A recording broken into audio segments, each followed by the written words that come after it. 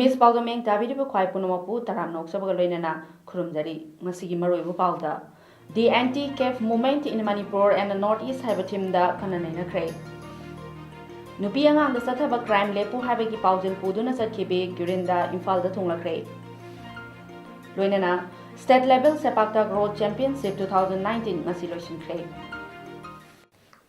Mapungweba pawmu pijari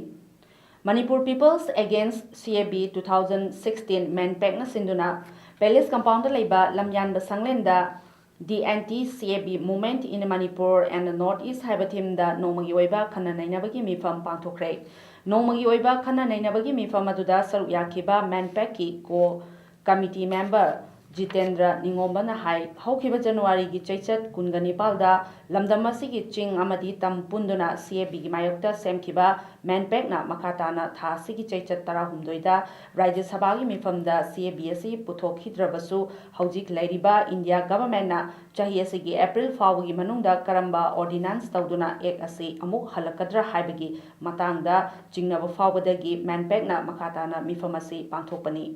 India government na CAB asibu awang nongpok lamdam singda chana hannaba honarakpa asina lamdam asigi miyamda chaitheng kaya pikhidaba nate asigumlaba chaitheng asi amuhanna laktanaba haujik paliba lengal asina midyeng thampham thoi loinana haukhiba kumja inglisingani taraga manga gi September gi chaichat tareta India government gi Ministry of Home Affairs gi gazette notification thokhiba kumja ingsok lisingamaga chamapal kungi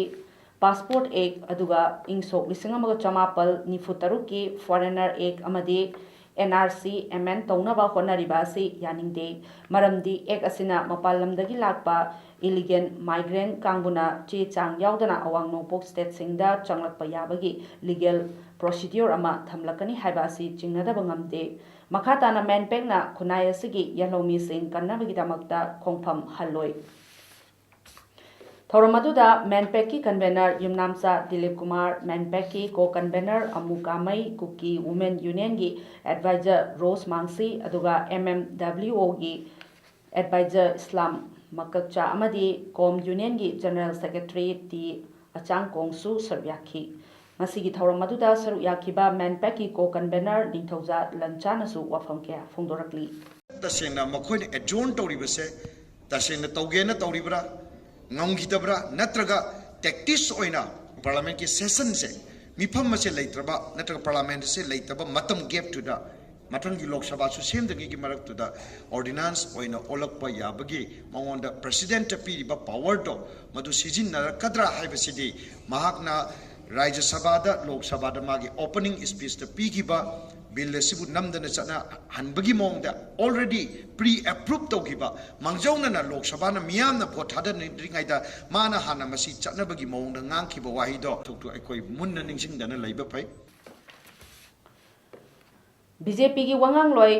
Chongtham Bijoyna haikre Congress na khongthang khudingmakta sarkar thugairaga painaba honaba haibasi nataba atopa agenda amata leite wafama singa se ayu Kanchipur da leiba party asigi temporary office da paumi singa unaba mada mahana phongdorakibani mahana makha ta khibada CAB chana hadraba matungda party asigi karmi kyana chief minister bu harau tayamba phongdokiba aduda Congress na lei pareng hukpa onare haiba wahi wata sizinaduna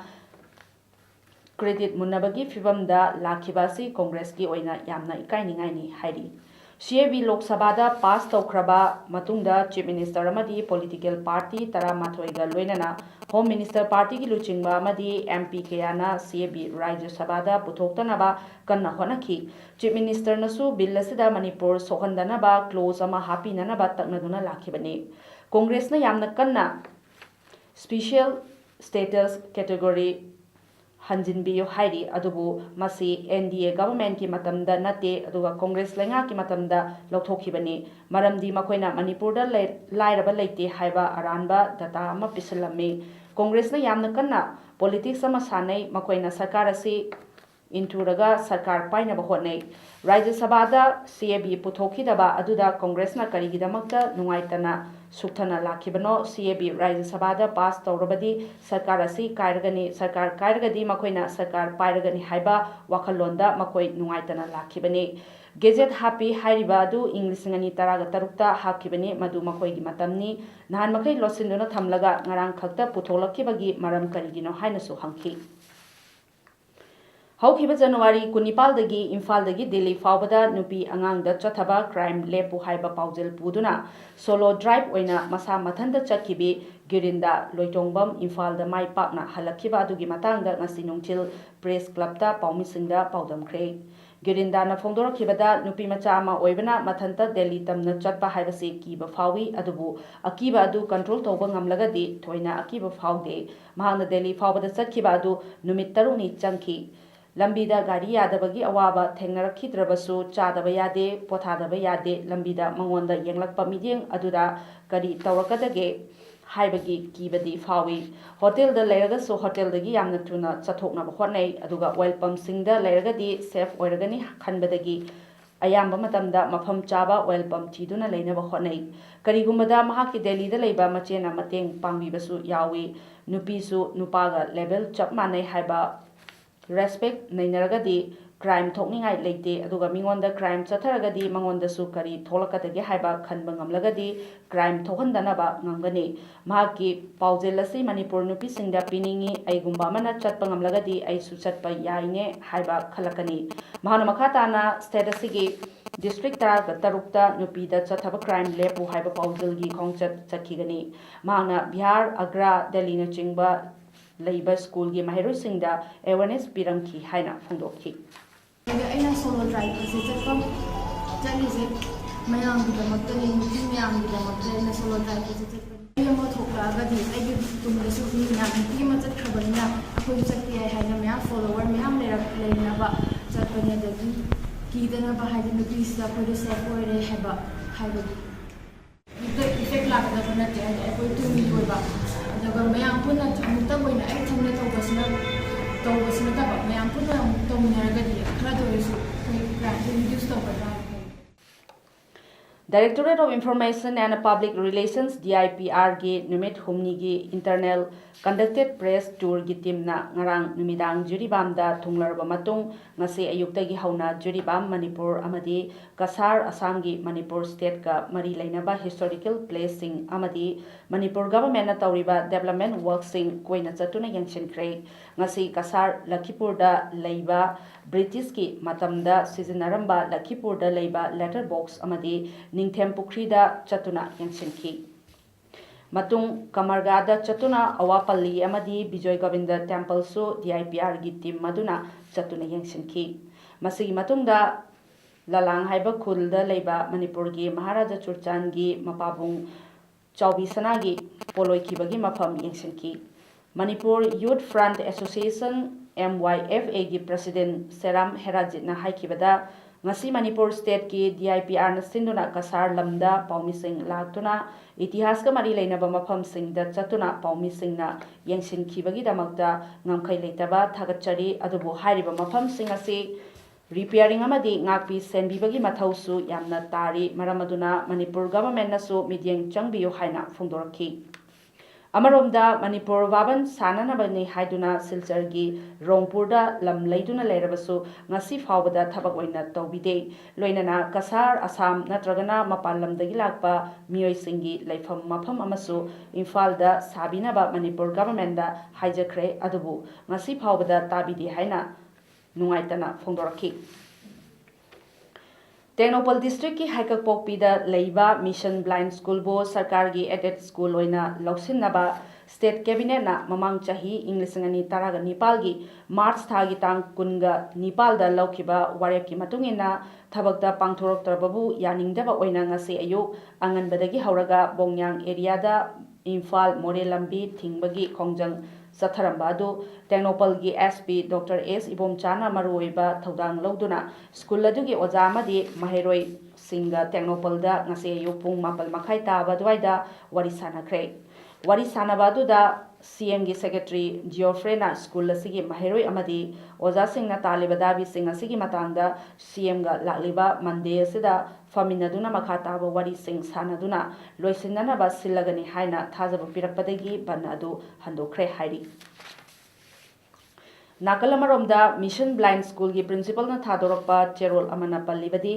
ꯀꯔꯤꯒꯨꯝꯕ ꯂꯩꯉꯥꯛꯅ mission blind school ꯍꯩꯀꯛꯄꯣꯛꯄꯤꯕꯨ government aided school ꯑꯣꯏꯍꯟꯅꯕꯒꯤ process ꯑꯁꯤ ꯂꯣꯏꯁꯤꯟꯕꯤꯗꯕ ꯇꯥꯔꯕꯗꯤ ꯃꯊꯪ ꯅꯨꯃꯤꯠ ꯇꯥꯡ 19ꯒꯤ ꯅꯨꯃꯤꯗꯥꯡ ꯋꯥꯏꯔꯝ ꯄꯨꯡ 6ꯇꯒꯤ ꯕꯟ ꯃꯈꯥ ꯇꯥꯅ ꯆꯠꯊꯒꯅꯤ ꯍꯥꯏꯔꯤ꯫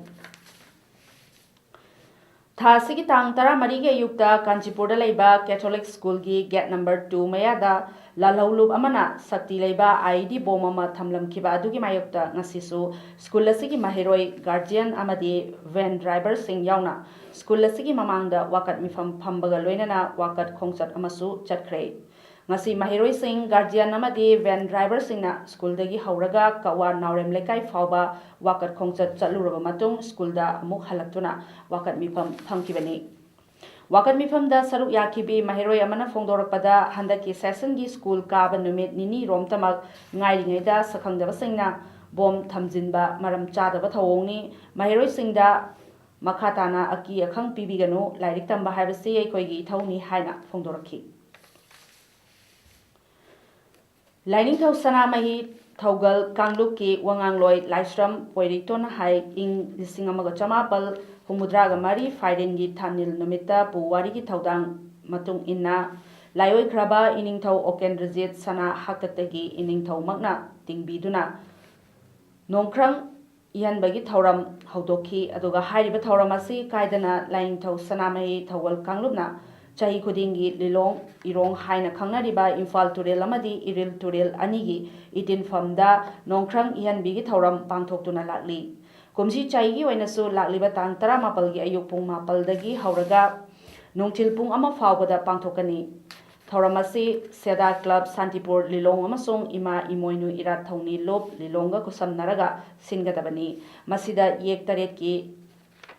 ꯏꯕꯨꯙꯧꯁꯤꯡ ꯏꯔꯥꯠꯇꯨꯅ ꯐꯝꯕꯥꯜ ꯂꯥꯡꯗꯨꯅ ꯏꯔꯥꯠ ꯊꯧꯅꯤ ꯇꯧꯒꯅꯤ꯫ ꯌꯦꯛꯀꯤ ꯊꯥꯡ ꯑꯗꯨꯒ ꯌꯦꯛꯀꯤ ꯏꯁꯤꯡ, ꯌꯦꯛꯀꯤ ꯂꯥ ꯃꯤꯌꯥꯝꯗ ꯇꯥꯛꯆꯒꯅꯤ ꯍꯥꯏꯅ ꯉꯁꯤ ꯃꯅꯤꯄꯨꯔ ꯄ꯭ꯔꯦꯁ ꯀ꯭ꯂꯕꯇ ꯄꯥꯎꯃꯤꯁꯤꯡꯒ ꯎꯅꯕ ꯑꯃꯗ L. ꯄꯣꯏꯔꯩꯇꯣꯟꯅ ꯐꯣꯡꯗꯣꯔꯛꯈꯤ꯫ ꯃꯍꯥꯛꯅ ꯃꯈꯥ ꯇꯥꯔꯗꯨꯅ ꯍꯥꯏ ꯊꯧꯔꯝ ꯑꯁꯤ ꯑꯍꯥꯟꯕꯗ ꯁꯂꯥꯏ 8ꯀꯤ ꯄꯤꯕꯥꯁꯤꯡꯅ ꯃꯁꯥ ꯃꯁꯥꯒꯤ ꯁꯂꯥꯏꯒꯤ ꯃꯍꯨꯠ ꯁꯤꯟꯗꯨꯅ ꯅꯣꯡꯈ꯭ꯔꯪ ꯏꯍꯟꯕ ꯍꯧꯒꯅꯤ꯫ ꯃꯁꯤꯗ ꯂꯩꯕꯥꯛ ꯃꯤꯌꯥꯝ, ꯏꯅꯥꯠ ꯂꯥꯏꯅꯤꯡꯒꯤ ꯂꯨꯞꯁꯤꯡ, ꯏꯔꯥꯠ ꯏꯁꯣꯜ ꯇꯧꯔꯤꯕꯁꯤꯡ, ꯑꯗꯨꯒ ꯂꯥꯏꯅꯤꯡꯊꯧ ꯂꯩꯃꯔꯦꯜ ꯏꯃꯥ ꯂꯥꯠꯂꯤꯕꯁꯤꯡ ꯑꯃꯗꯤ ꯇꯥꯏꯕꯪꯄꯥꯜ ꯃꯄꯨ ꯑꯃ ꯂꯩ ꯍꯥꯏꯕ ꯊꯥꯖꯕꯤꯕ ꯄꯨꯝꯅꯃꯛꯅ ꯁꯔꯨꯛ ꯌꯥꯕꯤꯌꯨ꯫ ꯅꯨꯃꯤꯠ ꯑꯁꯤꯗ ꯂꯨꯞ ꯑꯃꯠꯇꯅ ꯕꯟ, ꯕ꯭ꯂꯣꯀꯦꯠ, ꯇꯣꯇꯦꯜ ꯁꯠꯗꯥꯎꯟꯅꯆꯤꯡꯕ ꯑꯃꯠꯇ ꯇꯧꯕꯤꯗꯅꯕꯁꯨ ꯑꯄꯤꯜ ꯇꯧꯔꯛꯂꯤ꯫ ꯀꯨꯝꯁꯤꯁꯤꯒꯤ ꯇꯥꯡ 14 ꯊꯥ 2 2017 ꯂꯩꯕꯥꯛꯄꯣꯛꯄ ꯅꯨꯃꯤꯠꯁꯤꯒꯤ ꯑꯌꯨꯛ ꯄꯨꯡ 7ꯗꯒꯤ ꯍꯧꯔꯒ ꯅꯨꯡꯊꯤꯜꯒꯤ ꯄꯨꯡ 1 ꯐꯥꯎꯕ ꯄꯥꯡꯊꯣꯛꯆꯗꯨꯅ ꯀꯨꯝꯁꯤꯒꯤꯁꯨ ꯄꯥꯡꯊꯣꯛꯆꯒꯅꯤ꯫ ꯍꯥꯏꯔꯤꯕ ꯑꯁꯤꯅ ꯑꯩꯈꯣꯏꯒꯤ ꯃꯅꯤꯄꯨꯔ ꯍꯥꯏꯔꯤꯕ ꯑꯩꯈꯣꯏꯒꯤ ꯂꯩꯕꯥꯛꯁꯤꯒꯤ ꯑꯣꯏꯅ ꯄꯥꯡꯊꯣꯛꯆꯒꯗꯕꯅꯤ꯫ SP,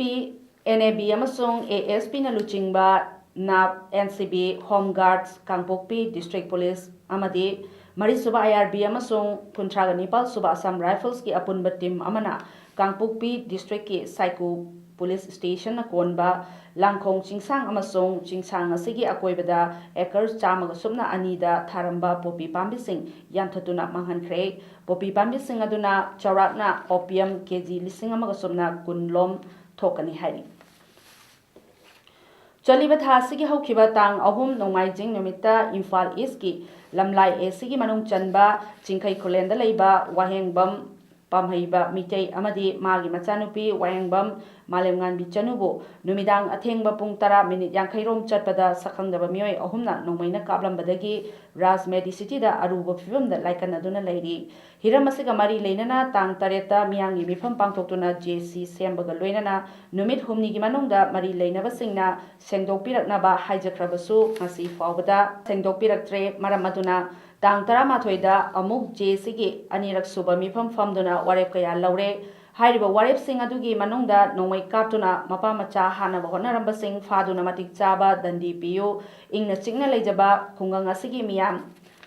thogdog asina maram oiraga akit tujungba faholle maram asina khungang asida police outpost ama thambiyu haibana chingba yauri haina ngasi Manipur Press Club ta pangthokpa paugi mifam amada JC convener RK Kerona phongdorakli Kadang habis sarkari makai degi, polis ki makai degi, hidup piu, mokoi matik caba dan di piu ain di thongda. Hai wa apa masih ikam jeningi. Lingba, aku nak thajari ban numit tari ni habis siloi ragadi aku akan berkonting cengsin jaragani amadi sigal loina na media ki thong sila ngasi aina mayang mamang dah hajari nupi changstan puna mangna aku puna makta aku di baton tok jadi amadi aku mayang jina pulaga acum bakari no habitu putong minasi. The Wishes band na puthokpa Our Pride Kauba debut album ama ngasi Laisram Sando Advocate High Court Manipur na Manipur Press Club da release tawkhre hairiba album asida track mapal yauri amadi Maverick ayekpam na track sing asi ibani hairiba band asina rock band singi isai bu pamjariba kayada yauhannabagi damakta album asi chai ani changna sem sarakpani haina band gi member singna phongdorakli ngasi ayukta phamkiba political party ponamaki meeting na terrorism thengnanaba achetpa warep laukhre Jammu Sung Kashmir gi Fulwara terror attack ki matangda khanakibada warep adu laukhibani attack adu da CRPF personnel nifu sikhibani Pakistan gi mingdadi pandana India na haikibada ngamkhai wangmadagi terrorist singna attack chatharakpada thangnabada leiba leibakna mating pangli asigumba leibak asibu amadi Singnarakliba singbu thengnanaba amata oina warep laure security force singna terrorism thengnabada amadi lepak asigi apunba saktam thugainaba honarakpa singbu thengnanaba lepak asigi miyamna security force singa amata oina lepli Union Home Minister Rajnath Singh na kaukiba political party punamaki meeting aduda Congress ki miut oina Gulam Nabi Azad Anand Sharma amasung Jyotiradiya Scindia aduga Trinamool Congress tagi Sudip Bandyopadhyay amasung Derek O'Brien Shiv Sena gi Sanjoy Raut Left ki D Raja National Conference Lok Janashakti Party dagi Ramvilas Paswan na chingba yauki Pulwama attack ki matangda government na samlappa paodam thamki loinana karamba action paikhatkadagi habidusu khanaki Home Minister Rajnath na ngarang Jammu Sung Kashmir da chatuna security officer singa wari sanaki amadi attack adu da lekhidraba lanmi amagi ku puba yauki Pulwara terror attack da lekhidraba CRPF singi imung manungda lupa lakh manga piragani haina Andhra Pradesh ki Chief Minister N Chandrababu Naidu na haikre Telangana Desam Party TDP meeting da wangang bada Naidu na haiki Pulwara attack adu Thamoi sokni ngaini aduga CRPF Jawan nifu attack aduda sikhiba si awabani aduga Indian government na terrorist singi mayokta laurakpa khongthang singda Andhra Pradesh na sagutkani Leibaki damakta thawai thakraba singbu financial aid piba haibasi karisunate adumoinamak aikoina